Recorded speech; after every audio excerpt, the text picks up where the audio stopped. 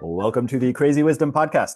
My guest today is Swati Chaturvedi, and she is the CEO at Propel X. Welcome to the show. Thank you. Nice to meet you, Stuart, in person, and happy to be here. Yeah. So I'm so excited to interview you because you've been deep in something that I've been only recently becoming aware of is just the transformational tech. A lot of people have a lot of different names for it. Some people call it deep tech. Some people call it frontier tech. And you've been in it for a long time. And I'm so excited to, I mean, a decade now. You've been in it for a decade. Yay. Yeah, I went and read your post back in 2014 Yeah. about the definition of it. What do most people like? What can most people learn from your experience doing this for much longer than most people? Oh my God, you want the entirety of my experience? Yeah, Uh, right now. that's hard. So when I started, people didn't quite understand what I was talking about. And that's why I wrote that blog post, incidentally, Deep Tech. And at that time, I felt that, that was the heyday of consumer technology. It was even before or just about when Facebook had gone public, right? So it was really the heyday of consumer technology. But I sensed that we were at the cusp of change because heyday or not, the days of consumer technology were past. And my reasoning was that human beings need real things, tangible things, right?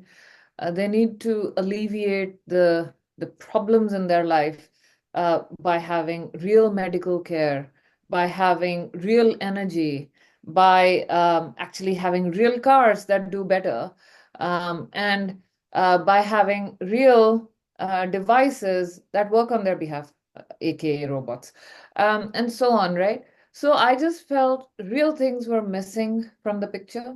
And that's why I said I wanted to just define a way. It's not, some people call it hard technologies. Like you said, there's tough tech, frontier tech, all kinds of words for it.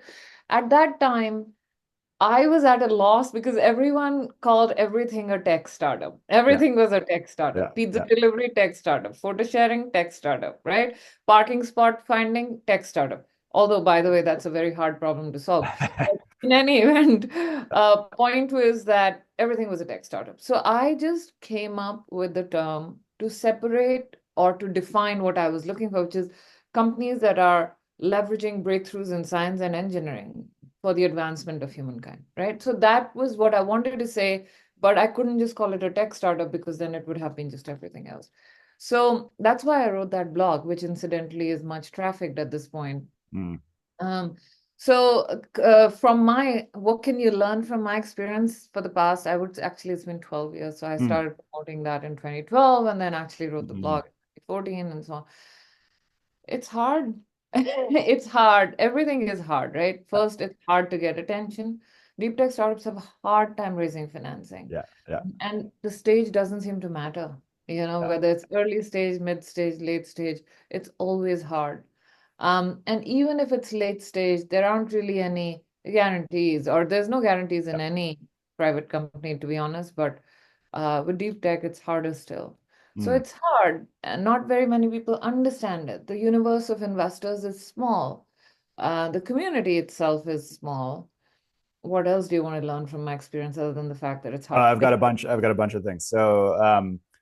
The biggest thing that's coming to me is philosophically, it's very interesting because it is kind of true that all of those things that you mentioned, like photo sharing, parking, they all are technology startups, right? But it all comes to our definition and our horizon.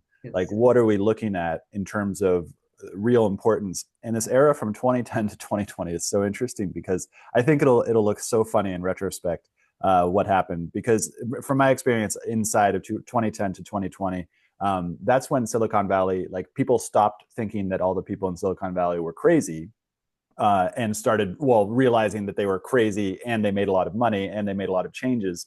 But it was almost like a pump fake where it was like, okay, we can build this computer technology, but there's nothing else there. And I remember Peter Thiel going after Eric Schmidt in an interview in 2006, being like, Google, you have so much money.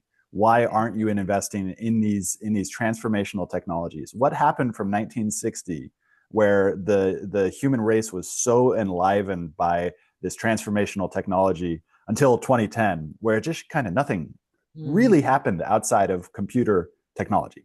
mm. But it's a pump fake because now it's coming, right? Yeah, yeah, Is it? yeah, it comes to fruition.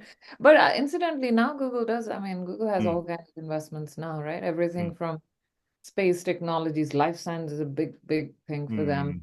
mm, mm, Um, devices, real devices, all kinds of robotics. I think Google is doing a lot now, but yes, you're right. It wasn't always the case. It was always information technology, information bits and technology. bytes, Yeah. rather than, as Peter Thiel likes to say, atoms, Mm-hmm. and molecules. Yeah. But that has changed. That has changed, and atoms, molecules happening now. There's also a lot of deep tech and software alone, as you probably know. You've been in the field yourself. But what I wanted to focus on was companies that are a result of research, R&D, Mm-hmm.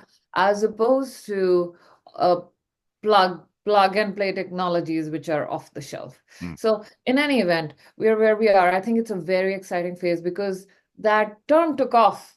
It had a marketing uh, twist to it, or it had a marketing feel to it. It took off. The term took off, and here we are, where everyone kind of has their own little definition of deep tech, but more or less in that same universe, right? That, yeah, these are somewhat hard technologies and somewhat, real things and so on and so forth. So it's an exciting time now for these kinds of companies that people are sitting up and taking notice, and engineers in all fields are being valued. It's not just, that you need to know how to program. It's Mm-hmm. that it's good if you can understand and interpret bioinformatics. It's good if Mm-hmm. you can understand and build robots and so on and so forth. So yeah. Um, okay, so um, part of me wants to go into the categorization and the ontology of all of these different technologies, like what you're most excited about. But there's a couple of things you just said there about engineers are being valued, not just coding. Yes. There's a piece there about AI makes it easier to code, and I'm very curious as to whether AI will make it easier to do engineering or if it's already doing that. A lot of engineers have said no, not really. In physical devices, the physical world and the material world, it's like kind of makes it helpful. Maybe if you're just starting out, AI can be helpful in terms of learning the principles that you need to learn, but really doesn't have the same effect in terms of the coding, because right now with coding, since coding is a Okay. language, it's basically allowing people to have leverage inside of coding, which I think will make what you just said much more likely. And engineers are being valued not necessarily just for coding, but for their ability to manipulate the physical world. And then there's the part about interpreting bioinformatics. That's a really interesting thing. I've done some interviews on my Spanish podcast down in Buenos Aires. I found this genius who's studying bioinformatics down there in the university, and he kind of blew my mind on. And that AI is definitely having an effect inside of bioinformatics. Um, so if there's anything you want to respond to there that catches, Yeah. yeah, So go I ahead. actually think that artificial intelligence helps in almost every field. Mm, And I'll tell you, we've been working with startups in AI since 2015, believe it or not. mm, 2015 was Shield AI, was on Propellex. mm. Shield AI is now one of the biggest, it's an autonomous drone. It's a Can you drone repeat the software. name? Shield AI. I mean, Shield. they're Yeah. Yep. a unicorn multiple times over. Yep. They were then later backed by Andreessen Horowitz, among others, and many others. So they're doing super well. But point I wanted to make was that we worked with them way back when in 2015. Thereabouts in 2017, maybe 2016, 17, we had a company coming out of Stanford. Again, Mm, it was software that made it easier to evaluate whether or not a specific patient would respond well to immunotherapy, mm, as an right? And that was a mix of you have to take a sample and then kind of evaluate the sample and so on. So it's a mix of hard, like real tangible things, as well as use of software to help understand whether or not, to help understand manyfold what the human mind could, right? And that's what artificial intelligence is. It's what the human mind could do, but just it's computers doing it for you. Yeah, And yeah. that is the crux of the matter, which people kind of don't recognize, is that it's really what the human mind can do. And really cannot, and it can do it many-fold quicker. That's all. And smarter, and can make many more connections and so on. So that was way back in 2016, 17. Since then, we've had many, many companies that are developing. So I'll give you one example, drug development, right? So we had this company, Helex, a few years, it's only a couple of years back. I've known Helex for many years, many years. I've known them since they were raising their first $2 million, and now they're raising their $75 million, whatever it is that they were doing in the last round that they did. Point being, they grew. So what Helex does is, mm, uh, instead of um, instead of hypothesis driven Mm, experimentation, they're turning the idea of science on its head, where mm. you'll do lots of experiments and some of them will work out. So it's not hypothesis driven, it's hypothesis free. Oh, And that enables you to do a lot more than you could have done. In fact, that is how the world has evolved. That's how evolution happened. There wasn't someone driving hypotheses that if we do A, then B, then C, then human beings will come about. yeah. No, it happened spontaneously, Emergently. yeah, by itself. And that's what hypothesis free can lead you to. And there's a company that we're working with. I can't name them right now because they're still in the midst of their fundraise. But that is what they're doing also. So HELAX does hypothesis-free drug development. So Mm, they'll have a problem, and the AI will define the targets and the compounds and so on and so forth, and do the design for them. But the important thing is they're actually taking drugs into clinical trials using what outcomes they got from their AI. mm. And have drugs that are in phase 1, phase 2 of clinical trials right now, which is so awesome, because here is the proof of the pudding is in the eating. Well, here, eat the pudding, right? Here's the pudding, If they all ready pass, for, if they yeah. pass phase one and phase two, that's the proof. Well, that's some proof. They need to do Part of it. Part of it. Yeah, yeah, yeah, yeah. part of the proof. So, but the point is that they're doing it way quicker, because usually a drug takes over 10 years, Uh, to go through the whole process. And here they are, I was telling you they were on Propellex a couple of years back, and they have two drugs in trials already. Not one, but two drugs in mm, trials already. It's mm, pretty cool. So mm. you're doing it much faster. You're reducing the chances of failure because you've kind of done a lot of analysis prior. So whether it's, I give you two examples. One was in autonomous drones, one was in cancer, basically cancer therapy, and here's another one in drug development. So there's a lot going on with the use of artificial intelligence in life sciences. Mm. Now, I was talking about this company. Sorry, I and got sidetracked. But there's this company that we're working with that does something very similar. Turns out there is so I can't name the company, but essentially they produce human cells, right? It's hard to Mm. produce human cells because, again, just like evolution, you don't know which A leads to which B, which leads to Yep. this kind of cell, right? You don't know how the cells differentiate.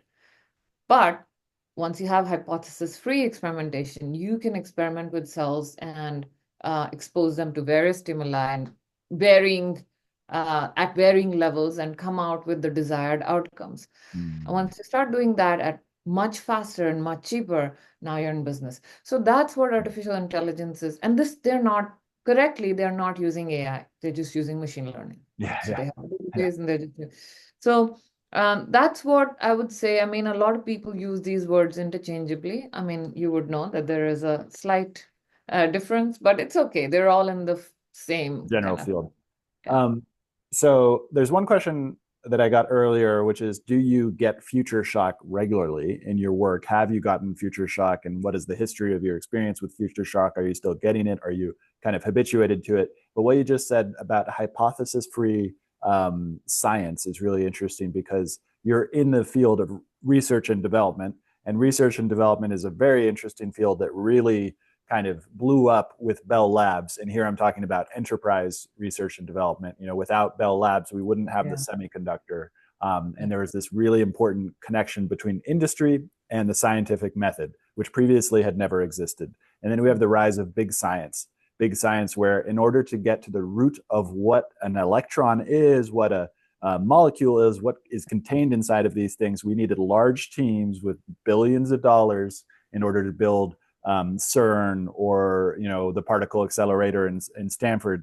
And this sort of like gentleman science that had existed before probably 1910, 1920 is no longer a part of general scientific. And everything I just said is up for debate. So you can feel free to let me know if it's changing. I have a sort of fantasy that we're with this human augmentation in terms of AI, where we're headed is that we will get augmentation. So it will go back to the 1960s, Lick Litter, the computer scientist at DARPA, who really started to convince these people at DARPA that computation was about human augmentation, uh, Yeah. augmenting the human. And with that, we might come back to a gentleman science, but it'll be a sort of like a gentleman cyborg science. What do you think on that? No, I agree. I agree 100% on this idea of human augmentation, because it's what a human can do multiplied by maybe 100 or 1,000, right? So Mm, it's the thinking of hundreds of people, and it's quite smart because you're replicating your thinking in so many ways, right? So it's definitely human augmentation. Um, and in some cases where you act, so that's just software. So yep. it's software is thinking on your behalf. Mm, But in some cases where you have robots helping humans do mm, stuff, or devices helping humans do stuff, or and so on, they are also augmenting humans physically. So it's not just mentally, but they're yeah. also augmenting them physically. And that's also pretty cool, isn't it? That I mean, I don't know if you saw that the you've probably been following those Tesla robots. To be honest, I'm not persuaded that you need a Yeah. humanoid robot Oh, because, but yes, exactly. Yeah, yeah. Because the humanoid robot is essentially trying to recreate the human, but it goes back to the hypothesis-free kind of thing. It's like there is this demand from reality that the human form is really important for being human, but the human form is not necessary for doing all sorts of different things. yes, Yeah. correct. Yeah. And the reason that, so, I had been, I'll give you an interesting observation on this. So I had been intrigued why people started thinking about humanoid robots to Mm, begin with. So if mm, you go back in science fiction, humanoid robots have been talked about. I mean, iRobot was written, what, 1980s, right? And prior to that, this idea of humanoid robots existed. And the reason was the following. At that time, the writers and the general thought mm. was that it would be very expensive to replicate the brain, and therefore you need to have a single form that can use the exact same brain to perform multiple functions.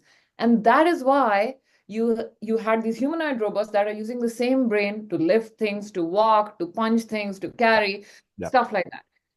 But turns out reality has been quite different. Mm, It is now very cheap to replicate the brain, right? So chips and mm. such like are everywhere, right? So I would say that you're probably going to have different kinds of devices that are specifically designed to perform very specific functions, as Mm, opposed to a generic humanoid robot that, frankly, I don't know what purpose it serves because the center of gravity is too high for certain tasks, and so on and so forth. mm. So that's my opinion. And I had been, when I saw the Tesla robot demonstration, I mean, some of it was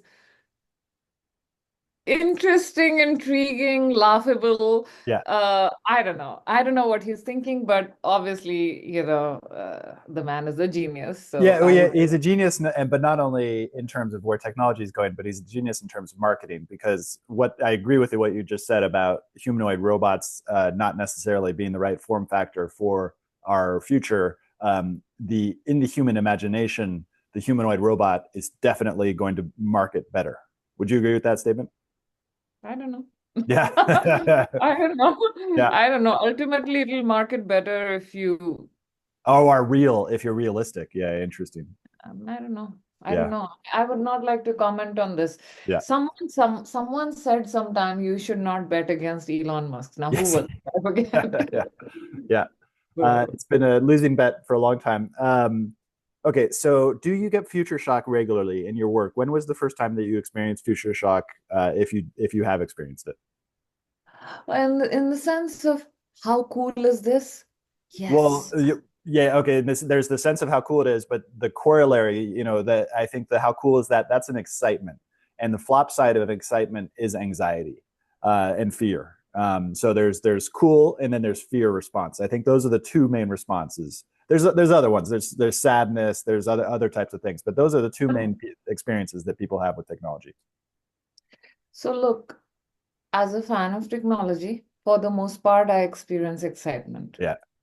right? And when ChatGPT and so on were released, and I started using them, at that time, I did feel that, oh, boss, people need to retrain themselves. Yes. Yeah.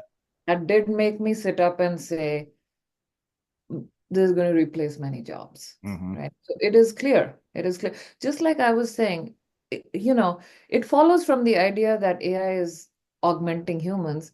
It follows that some humans will therefore become, dispensable Yep. because AI is replacing them Yep. or augmenting humans, right? So it follows. So therefore, human beings will have to train themselves to higher and higher forms of knowledge as should Hmm. be, as it should be. And therefore, lower and lower forms of knowledge will suffer. And Hmm. that's why, this whole idea of universal income, I can understand why people are advocating it because some people will suffer. Hmm. So as Yeah. compassionate human beings, we need to And be cognizant of that. there's a flip side to that too, which is that we're always basing the future on what we have today, and a lot of fear is witnessing the same future in our imagination, but without the tools that we'll have in that future. And a key part of that is that, well, if everything gets way more productive, if everybody has this augmented intelligence, then the flip side to that is that also most of our needs will be met. And this kind of ties back into what you're talking about in terms of the really main problems that humans have in terms of housing, energy, food, healthcare. Some a few other ones. Water is a big one. And there are some interesting Yeah. stuff with water going on too. Apparently, there's like you can pull water out of the atmosphere and create water in people's homes without anything except this technology. Um, That must be expensive. yeah, what's that? Go for it. What'd you That say? must be expensive at this time. It is expensive. It is expensive to pull water out of the atmosphere. Yeah. Yeah, no, I agree. So yes, sorry, complete your thought, then I will. No, that Um, was it. That was it. Essentially, yeah, that we're headed to a future where the main existential problems that most humans deal with may be provided for by technology yeah, alone.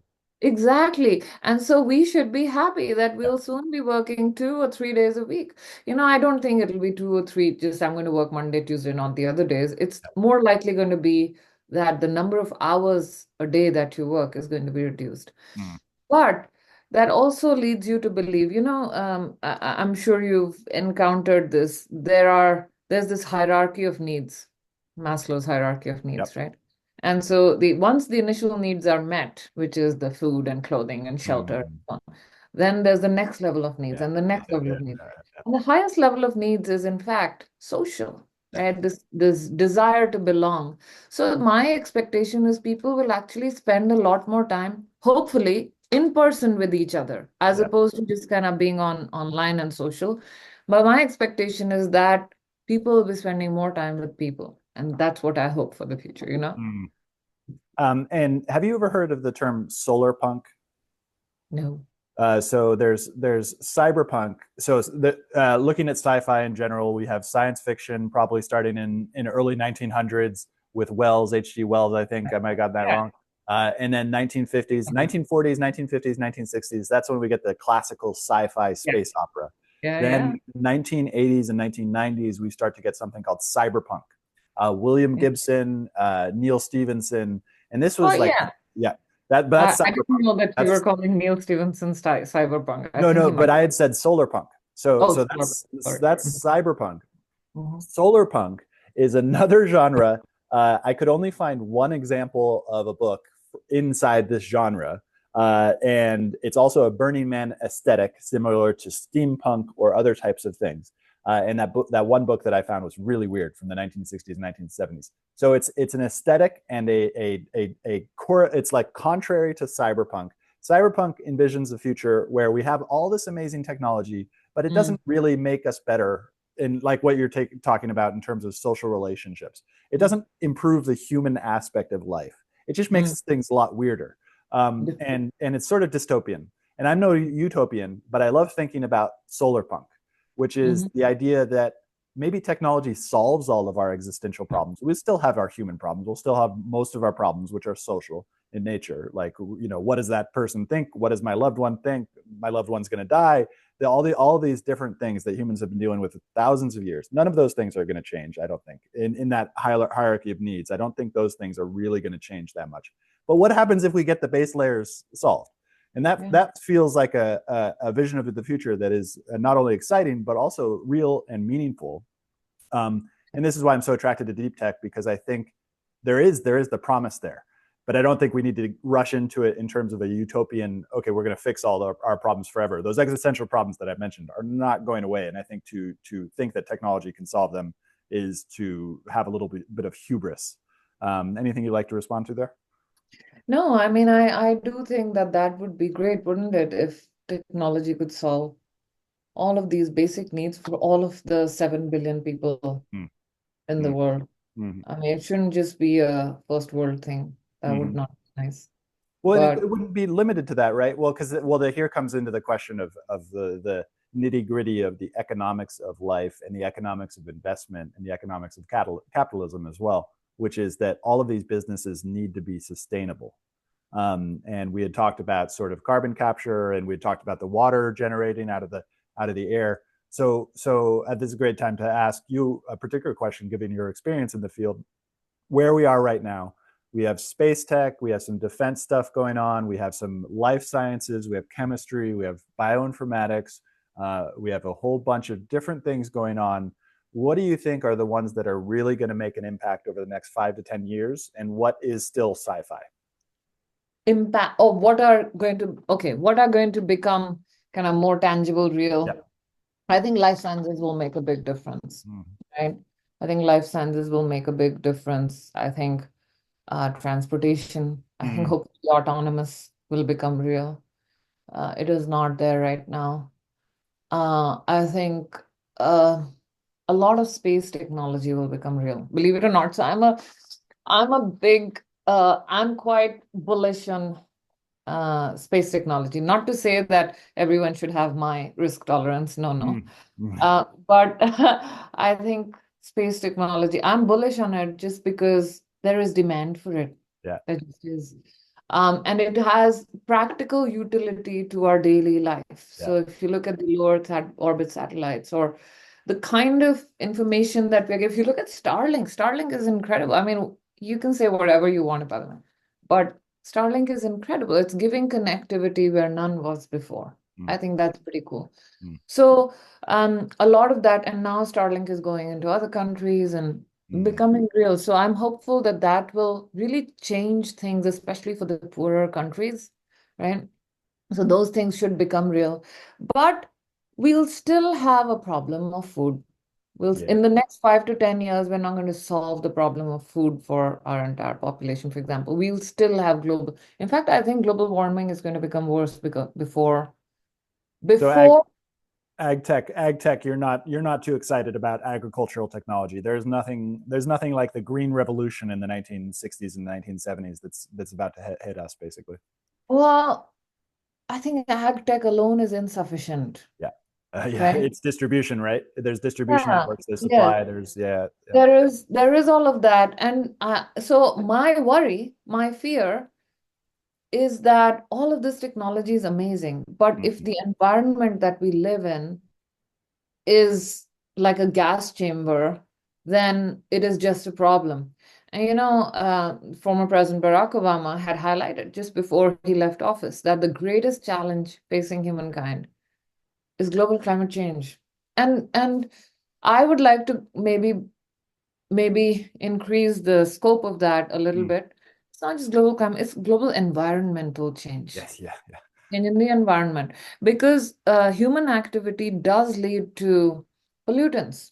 Yeah, If you look, I come from India, and it is impossible yeah, to live in Delhi yeah. in the months of November, Mm. October, November, December. It is in all of the northern Yep. kind of South Asian region, whether it's some places in Pakistan, in Delhi, in Punjab. It's really hard.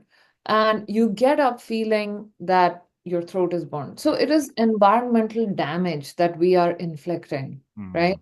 And all of our technologies will Do that. find it, yeah, it's very hard to contain that. So if Yeah, we don't, and the reason that we are going on inflicting the environmental damage is because there is a problem of the commons here, yeah, yeah. right? Who pays for it? Who should pay for correcting that damage, and who suffers? It's just a challenge. Mm. And so until and unless we are able to place a proper economic price on Mm. that, and it will not be solved. And we will not be able to place that proper economic price until the first world starts to feel the effects of it. Mm. By then, a lot of the rest of the world might be much worse than it should be. So Yeah, I am worried about. If you ask me, what am I optimistic of? I'm optimistic that we can solve the problem of we can we can yeah, improve longevity, we yeah, can increase lifespans, we can improve the quality of lives of people. Awesome. yeah, So on the yeah, life sciences, we're doing great. yeah, Can we explore the space? Yes, we can explore space. We can get more information. We can go set up colonies on the moon and Mars. But can we stop our own environmental damage? yeah, I'm a little less yeah, optimistic yeah, about that. And yeah. it's really sad. It's really sad. Yeah, yeah, and let's drill into this because it really comes down to the second order and third order effects of all of the human activity, and it's undeniable. I'll give an example from my personal experience. Right now, I'm on the land Mhm. that I purchased in 2020, and in that land, right above me, on the hill above, overlooking my property, there was a former gold mine. I'm in gold country, and so in 1850, 1849, huge amount of gold miners came and set up mines everywhere. And one of those mines, the one right above me, basically they did all this sort of dirty practices that nobody was thinking about at the time of arsenic and all these mining things. And so there was a giant flood where the mine itself was flooded, and then all of it seeped down through the rivers into my property. And then in '97, I think the EPA, as part of the Superfund, came in and rehabilitated the entire land, Mhm. brought in new dirt, new trees, new everything, and they did in the whole area. Mhm. And so the EPA with the Superfund is really interesting because it's like a stab at that problem which you mentioned, which is the global commons problem, which is people. It's not a technology thing. It's a byproduct of technology. It's a problem that technology gave us, and just ignorance. It's human ignorance. It's not, and I don't mean this in the pejorative sense. It's just like, how could the miners have known that they were doing that? Yeah, I mean, they could have known, but there's no way that they would have had the understanding, which part of science gives us, that allows us to look at our effects. But again, AI might help in terms of finding those second or third order effects, but it might create its own second or third order effects. And this is the challenge of human life. It's just like we do things and we don't know what those things will do. So And I'll yeah. mention one thing. I would be curious since there's a large number of people that are modeling Mm. climate impacts, Mm. right? And turns out that a slight perturbation in the climate in one area, one region, uh, could in fact have a domino effect yeah. on a place which is on the opposite side of the hemisphere, like Mm. opposite side of the globe even, right? So many thousands of miles away, it does have an impact. An example is, the circulation of the ocean currents and so Mm. on that we Mm-hmm. have. Mm-hmm. So there are people who are doing that. What would be interesting to see, and that's how we could price this efficiently, is if and when there will be any impact, for example, of the environmental damage in Asia Mm, on the Western Hemisphere. I mm. don't know, right? I don't know what Yeah, the impact interesting. will be. Because if we know ahead of time that we are going to be impacted, then maybe we do something now to stop that happening. Yeah, So this idea of being able to look into the future through modeling yeah, yeah, could help us in that. yeah. And And there are people that are doing this. but then the key question that always comes to my mind is how do we know that the model is an accurate model and that we've Of gotten all the course. variables? Yeah, I think we have to just hope it's directionally correct. yeah, You yeah, and you have to figure out the sensitivity. I mean, there's all kinds of things in modeling that yeah. could impact the outcome.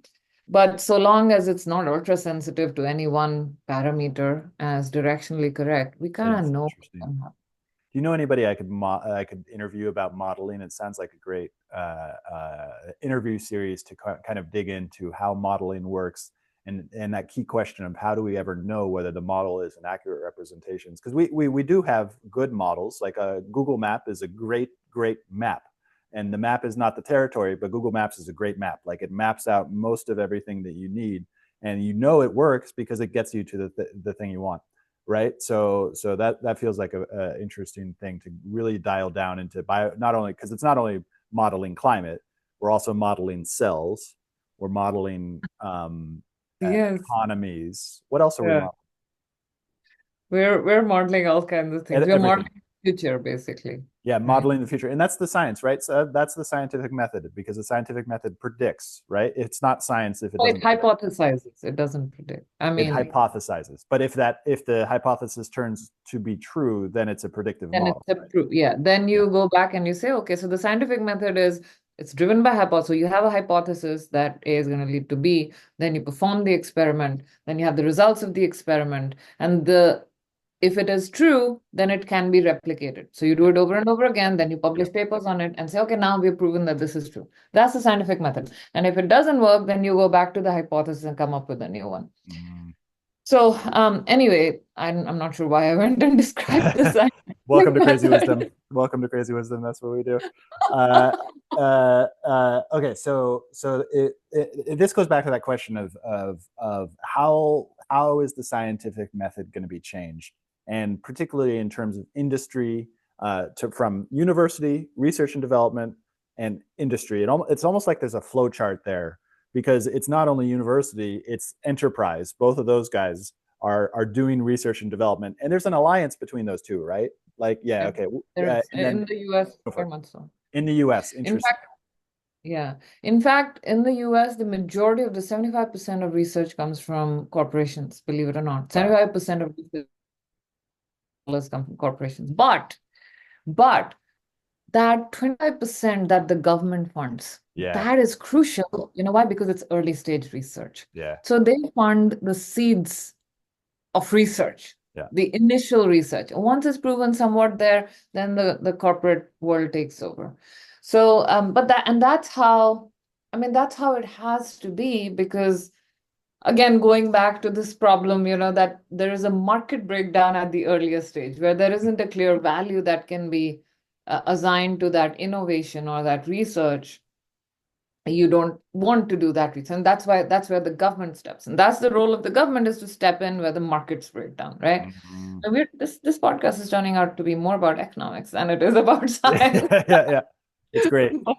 Well, Any- and it's a great point, and I almost want AI to do a flow chart later of this conversation to actually get what we've discussed out on paper. But so we have university, we have corporations, and we have government. And the government doing it, I noticed in one of your blog posts the SBIR. Is that the government thing? Yes, that's the small business innovation research. So here's what's so awesome about Yeah, US yeah. and why I would say it's at the cutting edge of research is because this role of government was recognized early on. And for all that Silicon Valley may be full of libertarians and not wanting government, Yeah. reality is the government is the seed fund of America. So I'll tell you how it works. The government, so by an act of the Congress, about there's some percentage of every agency's budget is mandated to be allocated to research, to early Wow. stage research. Wow.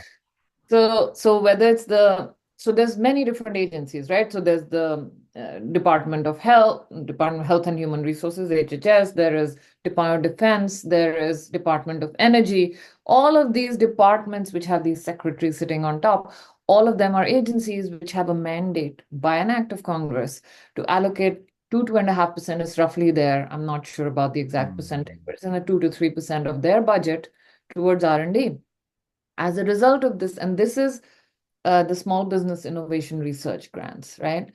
And so every department does this. The Health and Human Services is the largest by far of the Mm. lot.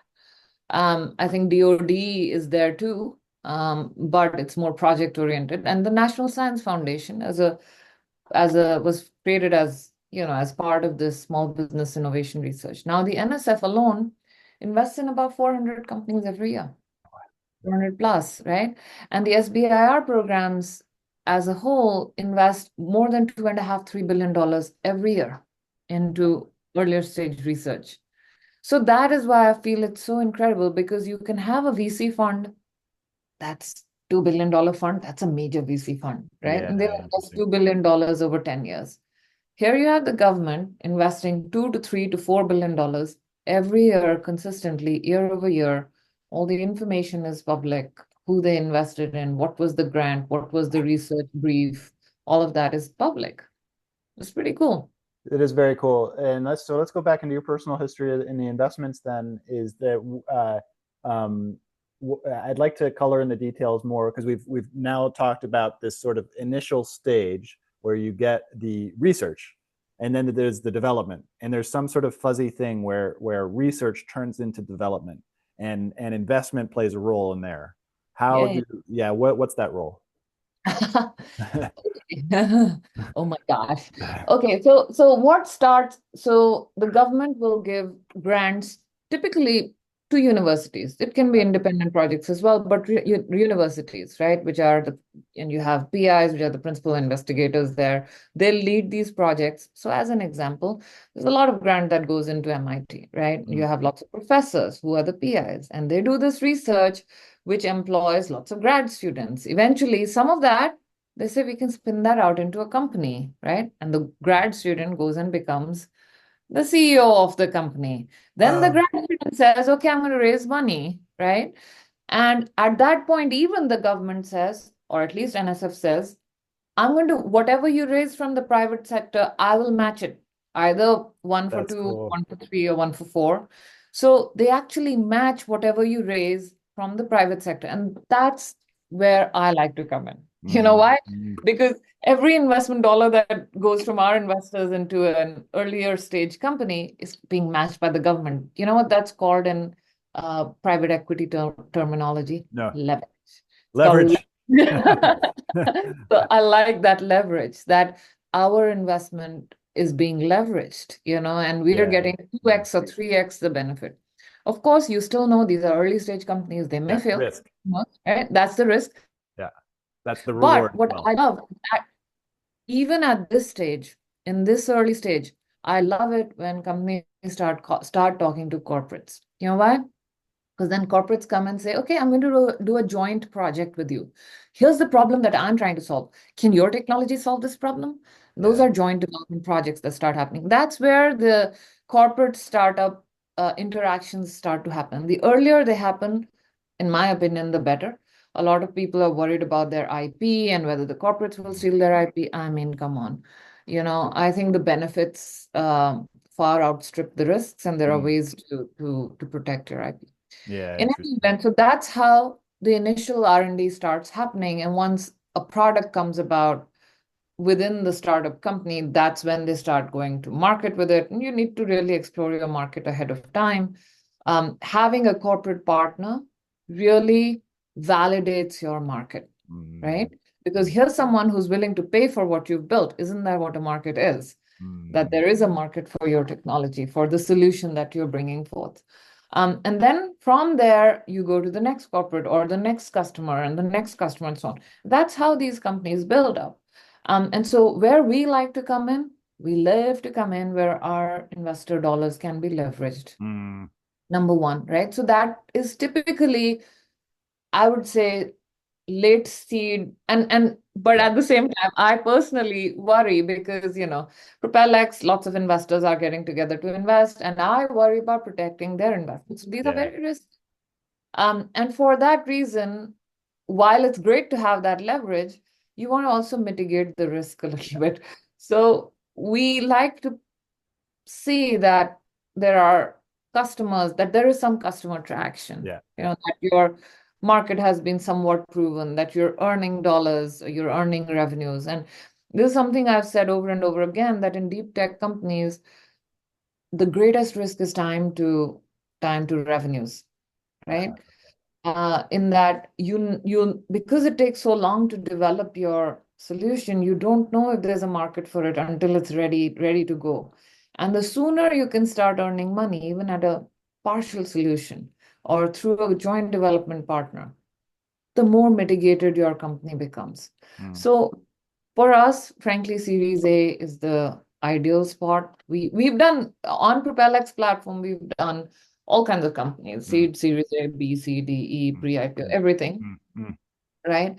But if you ask me what I like best, I like Series A best because it it takes you to a point where you've proven something, and there's still a lot of upside to be had. mm.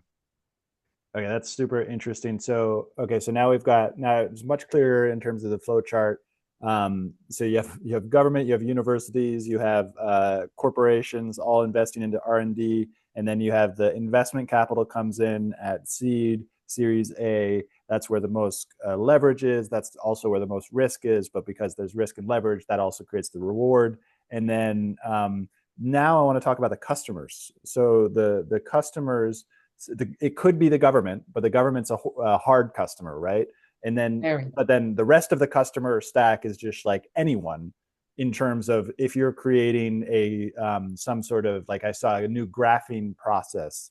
If you're creating a new graphing process, that a customer could be anybody in the giant stack of American industrial. So it's going back into the corporations basically. And then there Yeah, are they're consumers. definitely different. Sorry. Yes, occasionally consumers. Yes, why not? It depends on what you're building, Mm, right? So, there's one more company we had on the PropelX platform. Oftentimes, look, everything like a phone is a mm, consumer yes, device, yeah, right? mm-hmm, It was built for consumers, yeah, and it is deep tech. yeah, yeah, But interesting. coming back, I'll give you an example. There was a company that had developed a pretty cool, just say a use case for UV technology, okay, Uh, valid technology. yeah. And they tried different things. Eventually, they made it into a self-cleaning bottle, which has now been acquired by Brita, the company did Interesting. pretty well. It Yeah. was called Lark, Larq, and the bottle was available on Amazon. So yes, occasionally it goes and veers into consumer technology. There was another company we had that had, so again, this was an application of membranes or specific Mm, types of membranes and capturing particulate matter, but also mm, smaller from your environment. Now, that is useful in what? HVAC, right? So mm, they developed this for air purifiers meant for consumers. So occasionally there'll be these technologies that go into consumer wearables, classic. mm, They're consumer things for the most part, mm. right? So you're developing wearables, goes to consumers. So there's a lot of things that are consumer oriented, but a lot of them are also just B2B. So you Yes. sell to another large corporate. If you're doing a medical device, you're wanting to sell to the Kaisers of the world, right? Hmm. If you just developed a new drug, well, then you want to sell it to the Eli Lillies of the world or Hmm. Pfizer's of the Hmm. world, Hmm. and so on. So it's really different types of large corporates that are often um, the buyers. If you've developed a new battery technology, okay, it's Yeah. mostly a large corporate, right? You're Yeah. not selling it directly to Okay. consumers. I feel like we go on for a much Yes. longer time period, and maybe we can put another one on because it's just we now. Now I feel like I've mapped out the bare, like just the economics of it, as you said. But then there are so many things that you mentioned that I want to dive into, including batteries, HVAC. And these are all the solar punk type of technologies as well, where it's like these have Yeah. the HVAC. You just mentioned the pollution in India. I often think about going to Delhi or Sao Paulo, and just like I would need a portable air filtration process because I've Yeah. lived in cities like that before. I know what that does, and so, but we don't have time. So, but we'll do another one if you're up for it. Thank you so much for coming on the show. And how can people find out more about you and Propel X? Well, come to our website, propelx.com. It's spelled as propelx.com. And you can drop me a note, Swati at Propelx, Swati at propelx.com. So anytime, of course, follow me on LinkedIn. Only because I write whatever I write on LinkedIn. Oh, that's my social medium of choice. So follow me on LinkedIn and drop me a note anytime. Cool. Thank you so much.